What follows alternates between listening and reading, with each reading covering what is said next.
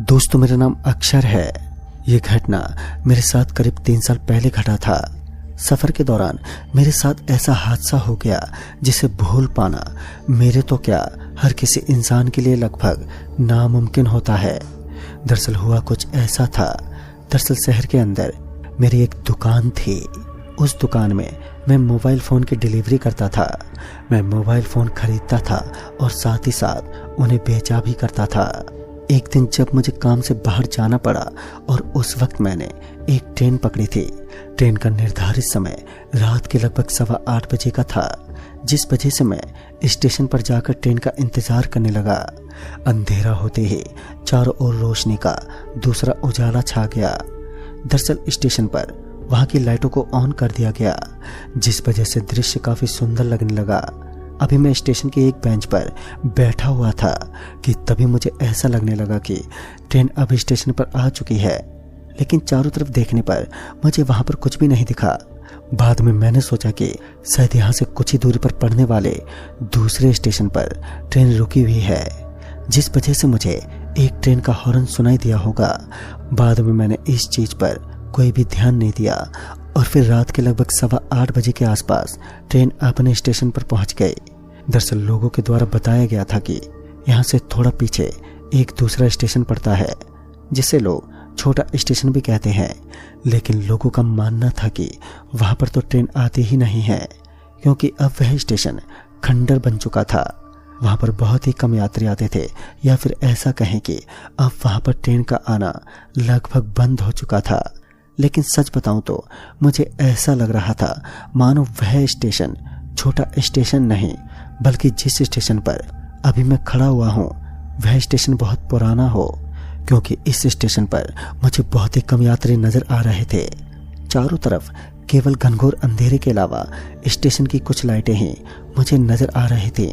और तो और जहां स्टेशन पर कुछ दुकानों का होना चाहिए, वहां पर चारों तरफ कोई भी दुकान या फिर कोई भी खाने पीने की चीज नजर नहीं आ रही थी, जिस वजह से मुझे थोड़ा अलग सा महसूस होने लगा। लेकिन बाद में जब ट्रेन अपने स्टेशन पर पहुंच गई तो मुझे पूरा शक दूर करना ही पड़ा। लेकिन यह ट्रेन दिखने में काफी ज्यादा पुरानी लग रही थी। जहां पर मुझे बताया गया था कि ट्रेन काफी नई नवेली होने वाली है, क्योंकि ट्रेन ने अभी अभी ही स्टेशन पकड़ा था। दरअसल ट्रेन को अभी अभी स्टेशन पर उतारा गया था और बाद में मैंने सोचा कि ट्रेन पुरानी हो या नई, उससे मुझे कोई फर्क नहीं पड़ता, मुझे तो बस सफर करना था। लेकिन जब मैं बोगी नंबर 17 में पहुंचा तो मैंने देखा कि उस बोगी के अंदर मेरे अलावा कोई भी मौजूद नहीं था, क्योंकि मैंने पहले ये सुना था कि उस ट्रेन के अंदर काफी लोग सफर करते हैं, लेकिन सब बातें बिल्कुल झूठ साबित हो रही थी। और तभी मैंने देखा कि जहां पर मुझे 4 मिनट पहले कोई नजर नहीं आया था, अब मुझे एक आदमी दिखाई पड़ रहा था, जिसने अपने पैरों को दूसरी सीट पर रखा हुआ था और वह लगातार एक टक मुझे घूरता ही जा रहा था। दरअसल वह मुझे और इंसानों से थोड़ा अलग सा लग रहा था, लेकिन मैंने उस पर ज्यादा ध्यान नहीं दिया और अपनी बर्थ के ऊपर जाकर मैं आराम से सोने लगा। अभी मुझे बहुत जोर की नींद आने लगी थी, जिस वजह से मैं अपनी सीट के ऊपर लेटा हुआ था। तभी मुझे ऐसा लगने लगा कि मुझे अपने सपने के अंदर कोई मुझे जोर जोर से मार रहा है, जिस वजह से एक चीख के साथ मेरी आंख खुल गई। फिर जब मैंने अपनी आंखें खोली तो मैंने देखा कि मैं ट्रेन में लेटा हुआ था, लेकिन जब मैंने एक नज़र बाहर की तरफ मारी तो मेरे रोंगटे खड़े हो गए। दरअसल मैंने देखा कि बाहर की तरफ एकदम अंधेरा छाया हुआ था, जहां पर अब यानी कि इस वक्त मैं संतवाड़ी गांव के करीब पहुंचने वाला था। तो अब वहीं यह ट्रेन एक जगह पर खड़ी हुई थी, जहां पर केवल खंडर पड़े मकान ही नजर आ रहे थे, जिस वजह से मैं एक पल के लिए घबरा सा गया कि आखिर मैं ऐसी कौन सी जगह पर खड़ा हूं जहां पर चारों तरफ एक खंडर से पड़े हुए मकान ही मुझे दिखाई पड़ रहे थे। फिर मैंने सोचा कि मैं एक बार ट्रेन से नीचे उतरकर देख ही लेता हूँ। और फिर जब मैं एकदम दरवाजे के पास पहुंचा तो मैं एकदम से हैरान रह गया। इस बार मैंने देखा कि बाहर की तरफ ट्रेन तो काफी स्पीड से दौड़ रही थी और चारों तरफ मुझे जंगलों से घिरा हुआ एक भयानक सी जगह प्रतीत हो रही थी। सच में मैंने अपनी जिंदगी में पहली बार ऐसी चीजों को महसूस किया था, लेकिन बाद में मुझे लगा कि शायद ये ट्रेन किसी और रास्ते से गुजरती होगी, क्योंकि इस जगह पर मैं भी पहली बार ही सफ़र कर रहा था और मैं इस जगह से बिल्कुल अनजान था, जिस वजह से ट्रेन पर सवाल उठाना भी अच्छा नहीं होता। फिर मैंने वापस अपनी बर्थ पर जाकर बैठना ही ठीक समझा और फिर मैंने वही किया। मैं वापस आकर अपनी सीट पर बैठ गया और मैं अभी बैठा ही था कि अचानक से मैंने देखा कि एक पेड़ की पत्ती मेरे हाथ पर लग गई, जिस वजह से मेरे हाथ से रक्त का बहाव होने लगा। और फिर जब मैंने बाहर की तरफ देखा तो मानो मेरे शरीर में एक बिजली सी दौड़ गई। दरअसल इस बार मैंने देखा कि बाहर की तरफ मुझे वही पुराने पड़े खंडर मकान नजर आ रहे थे, जिन्हें देखकर मैं एकदम से हैरान रह गया, क्योंकि अभी जब मैं बोगी के पास पहुंचा था तो मैंने देखा कि वहां पर मुझे जंगली दिखाई पड़ रहा था, लेकिन इस वक्त मैंने देखा कि मुझे अब तो पुराने खंडर मकान ही नजर आ रहे थे, जिनका रंग पीला पीला था और सभी की ईंटें उखड़ी हुई थीं। इन्हें देखकर इस बात का अंदाजा लगाया जा सकता था कि यह मकान पुराने होने के साथ साथ एकदम सुनसान भी हो चुके हैं, शायद यहाँ पर कोई रहता नहीं। फिर मैं अपने डाउट क्लियर करने के लिए वापस से बोगी के दरवाजे के पास पहुंच गया तो मैंने देखा कि मुझे वहां पर एक बार फिर जंगल और झाड़ियां दिखाई देने लगी। दरअसल उस वक्त अंधेरा छाया हुआ था और जिस वजह से मैं सब कुछ साफ साफ तो नहीं देख पा रहा था, लेकिन फिर भी मुझे कुछ अलग सा एहसास होने लगा। तभी मुझे सफेद सफेद कपड़ों में टीटी अपनी तरफ आता हुआ दिखा। टीटी को देखकर मेरे अंदर एक उम्मीद की किरण जग चुकी थी, क्योंकि मुझे ये जानना था कि आखिर यह मेरे साथ क्या हो रहा है, इस ट्रेन का रहस्य क्या है और बार बार मुझे यह कौन सी चीज लगातार सता रही है। क्योंकि जब भी मैं ट्रेन की बोगी के दरवाजे के पास पहुंचता तो मुझे बाहर की तरफ जंगल और झाड़ियां ही दिखाई देने लगती, लेकिन खिड़की के अंदर से मुझे पुराने पड़े हुए खंडर मकान दिखाई देने लगते। फिर वह टीटी हमारी बोगी के अंदर दाखिल हुआ और फिर जब मैंने अपनी नजरें बोगी में चारों तरफ घुमाई तो मेरी आंखें फटी की फटी रह गईं, क्योंकि इस बार मैंने देखा कि जहां पर कुछ देर पहले मुझे ट्रेन के अंदर एक भी यात्री दिखाई नहीं पड़ रहा था, तो अब उसी ट्रेन के अंदर काफी लोग बैठे हुए थे।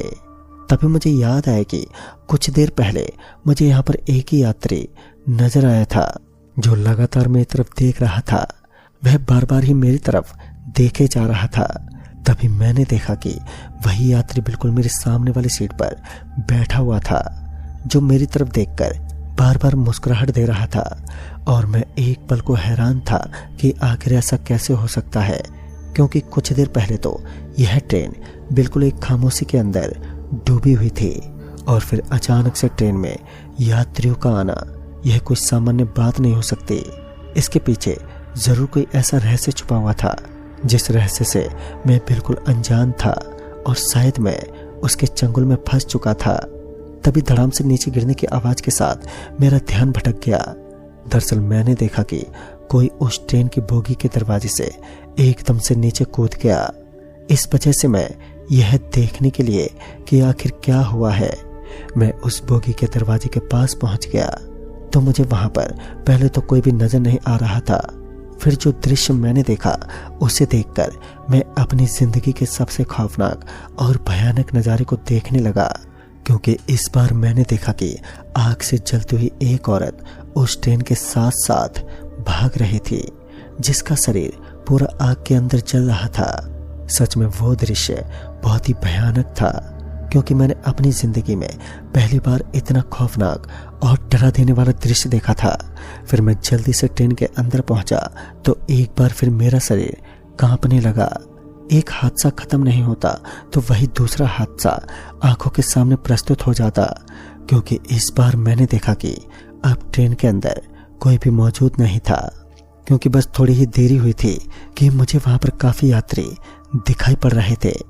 और तभी वही आदमी मुझे एक बार बैठा हुआ नजर आने लगा।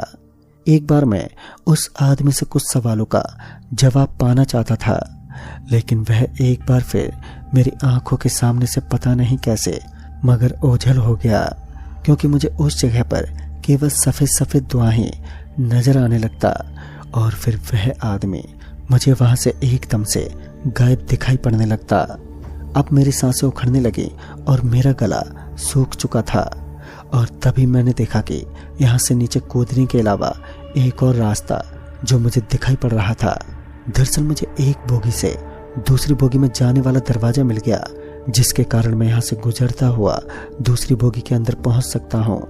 लेकिन क्या दूसरी बोगी एकदम सामान्य होगी या फिर इस पूरी ट्रेन का कुछ अलग ही रहस्य बना हुआ है? क्योंकि अब मुझे लगने लगा था कि यह पूरी की पूरी ट्रेन नकली ट्रेन है। लेकिन मैं किसी तरह हिम्मत करते हुए उस दूसरी बोगी के अंदर पहुंच गया। जब मैं उस बोगी के अंदर पहुंचा तो मैंने देखा कि उस बोगी का वही हाल था जो हाल पहली बोगी का था। दरअसल उस बोगी के अंदर भी चारों तरफ पर बिखरा हुआ सन्नाटा ही मुझे दिखाई पड़ रहा था और ऊपर से रात का समय भी था, जिस वजह से मैं सब कुछ साफ साफ तो नहीं देख पाया। लेकिन तभी मुझे कुछ चमकता हुआ दिखाई पड़ने लगा। फिर मैंने अपना फोन निकाला और टॉर्च को ऑन किया तो डर के मारे मैं भी थर थर कांपने लगा, जो कि मैंने देखा कि वही औरत जो कुछ देर पहले मुझे आग से जलती हुई ट्रेन के साथ साथ भागते हुए दिखाई पड़ रही थी, वही औरत बिल्कुल मेरे सामने बैठी हुई थी और उसकी आंखें आग की तरह चमक रही थी। मैं तुरंत ही उस बोगी के दरवाजे से निकला और फिर उस बोगी में पहुंच गया जिसके अंदर मैं पहले बैठा हुआ था। अब मुझे कुछ समझ में नहीं आ रहा था कि आखिर मेरी ऐसी कौन सी गलती थी जिसकी वजह से मैं ऐसी भयानक ट्रेन में पहुंच गया। तभी मुझे किसी के कदम पटकने की आवाजें सुनाई देने लगी और फिर जब मैं एक बार अपने पीछे पलटकर देखने लगा तो मुझे फिर से वही आदमी दिखाई पड़ा जो बार बार अपना रूप मुझे दिखा रहा था। उस आदमी को देखकर इस बार मेरे जहन में काफी सवाल चल रहे थे कि आखिर मैं इस आदमी से पूछना चाहता हूँ कि यह कौन है, आखिर मैं इस जगह पर कैसे पहुंच गया। लेकिन फिर से वह आदमी मेरे आंखों के सामने से ओझल हो गया और अब मेरी आंखों से आंसू बहने लगे थे। तभी मुझे किसी की आवाज सुनाई देने लगी थी जो कह रहा था, देखो यहाँ से तो बचना वैसे इतना आसान नहीं है, क्योंकि इस ट्रेन के यह खौफनाक यात्री आपको तब तक मुक्त नहीं करेंगे जब तक आप अपनी मौत के घाट उतर नहीं जाते। आपकी सबसे बड़ी गलती तो ये थी कि आप एक नकली स्टेशन पर पहुंच गए, एक ऐसा स्टेशन जो भूत प्रेत का अड्डा माना जाता है। मेरी भी मौत इसी वजह से हुई थी और आज इन लोगों ने मुझे अपने साथ मिलाकर बहुत परेशान कर रखा है। उस आदमी की बातें सुनने लायक थी।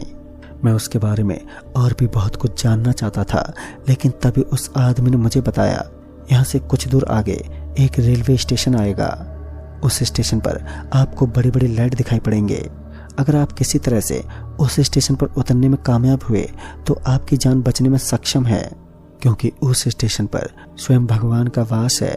अगर आप उस स्टेशन पर उतर गए तो इस ट्रेन की दुनिया से हमेशा हमेशा के लिए आप अलग हो जाएंगे। इससे पहले कि मैं उस आदमी का चेहरा देख पाता, वह आदमी अचानक से वहां से गायब हो गया। मगर अब मुझे अपने सारे सवालों का जवाब मिल चुका था। वहां से थोड़ी दूर आगे मुझे एक स्टेशन दिखाई पड़ने लगा, लेकिन तभी ट्रेन के उस बोगी के दरवाजे के पास मुझे एक सर कटा हुआ आदमी नजर आने लगा। अब मैं जान चुका था कि मुझे इस आदमी को पार करना होगा। जब मुझे कोई और चारा नहीं दिखा तो मैंने भगवान का नाम जपना शुरू किया और तेज गति से मैं भाग पड़ा। शायद भगवान की मर्जी कहे या फिर मेरी अच्छी मेहनत, क्योंकि मैं उस ट्रेन से नीचे कूद गया और फिर जब मेरी आंखें खुली तो मैंने देखा कि मैं उसी नकली स्टेशन पर बैठा हुआ था। फिर मैंने उस नकली स्टेशन पर चारों तरफ अपनी नजरें दौड़ाई तो मैंने देखा कि मैं गलती से गलत स्टेशन पर आ चुका था। फिर मैं वहां से अपने घर ही पहुंच गया और यहीं पर समाप्त हुआ मेरा एक सबसे डरावना और दिल दहला देने वाला ट्रेन का आखिरी सफर, क्योंकि उसके बाद मैंने कभी भी ट्रेन में सफर नहीं किया। तो दोस्तों, इस कहानी में बस इतना ही। तब तक के लिए बाय एंड टेक केयर।